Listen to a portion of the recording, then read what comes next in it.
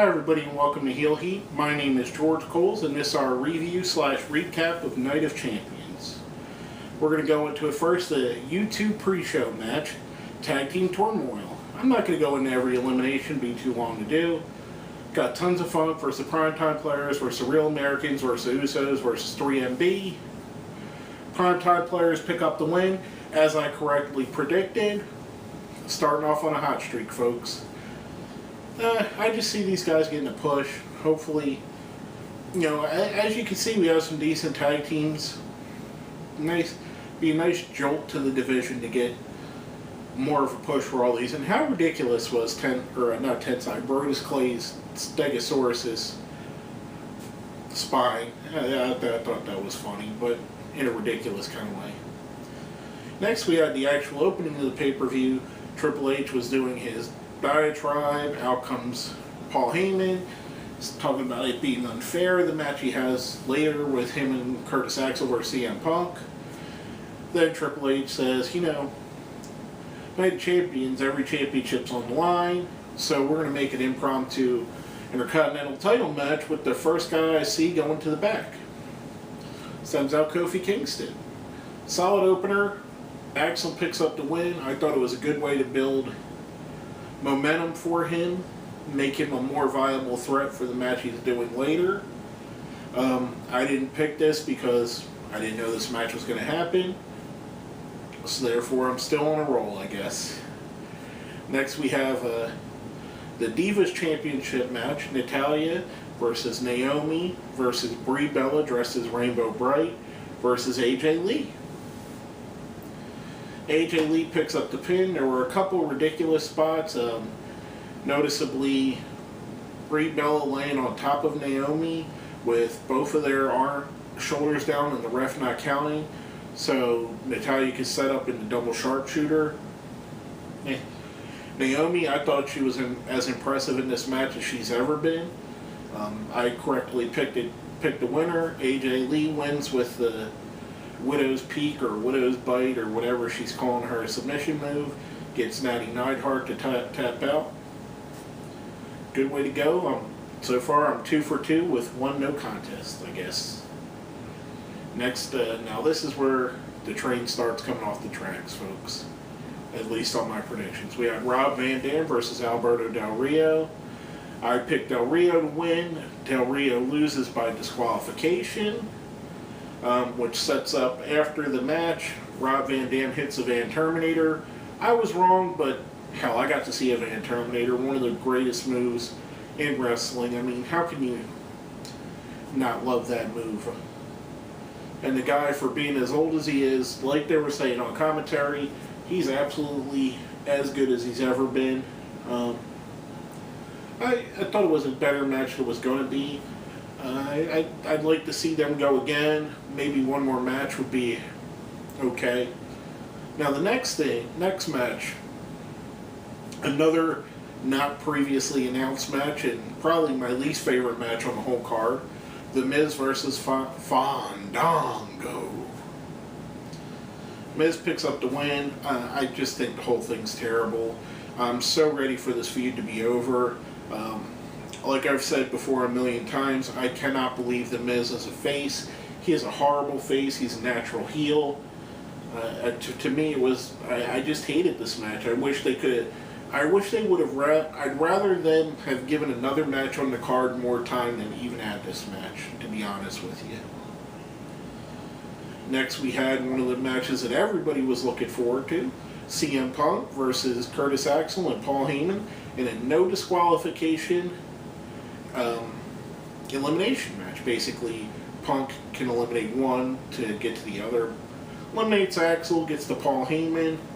I was incorrect on this one too. I figured Punk would get the feel-good win.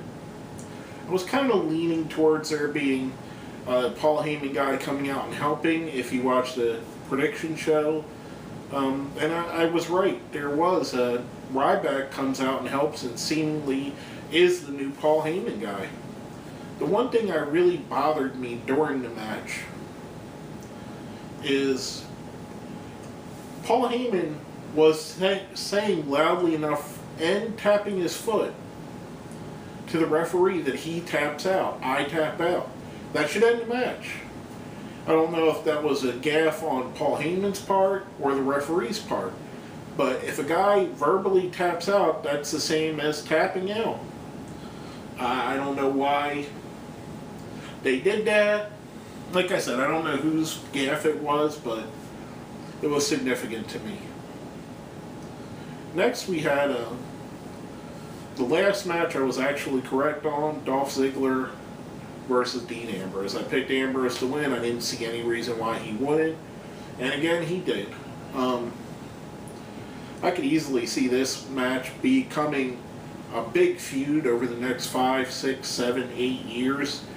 This could be something that WrestleMania 31, 32, 33 is the main event. Easily. I mean, these guys are great. For whatever reason, Dolph Ziggler doesn't have the push of the WWE machine behind him. Dean Ambrose seemingly does. But I've said it before and I'll say it again, folks. For all of you guys that love Dolph Ziggler, me included, if you want Dolph Ziggler to succeed, the easiest way to do that is to buy his merchandise.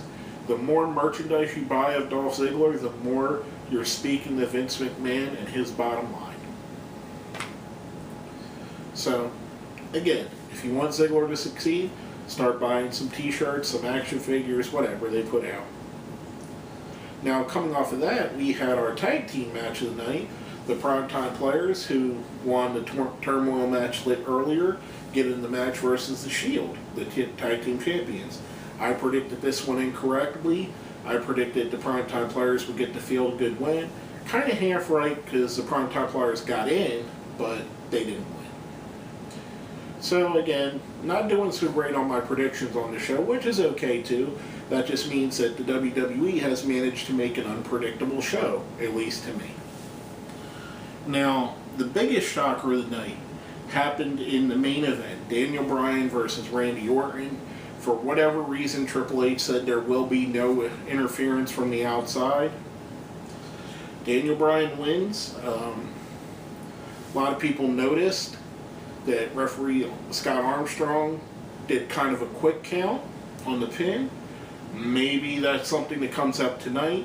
You can see it in the crowd in attendance. They were waiting for Triple H to come and strip Daniel Bryan of the belt. He never did. I was waiting for it at home. He never did.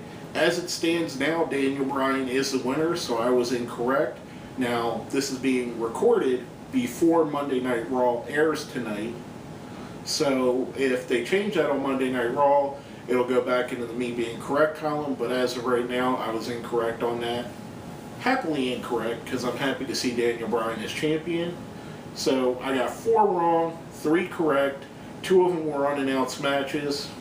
Not a really good ratio for me. Hopefully you guys didn't bet on the predictions I made, because my predictions were terrible. Overall, I was somewhat bored with the pay-per-view. The main event, the Ziggler and Ambrose match, probably my favorites of the matches of the night. Primetime Players and Shield was good, not great. Punk versus Heyman and Axel, again, good, not great. A lot of the matches just seem like good. A lot of these matches would be great Monday Night Raw main events or Monday Night Raw matches, not great pay-per-view matches, because you're paying more, or you're paying to watch this. You should get more bang for your buck. And I'm not talking about the Young Bucks finisher, I'm talking about overall. But basically, that's what I have to say about that. My name is George Coles, and this has been Heel Heat's review of Night of Champions.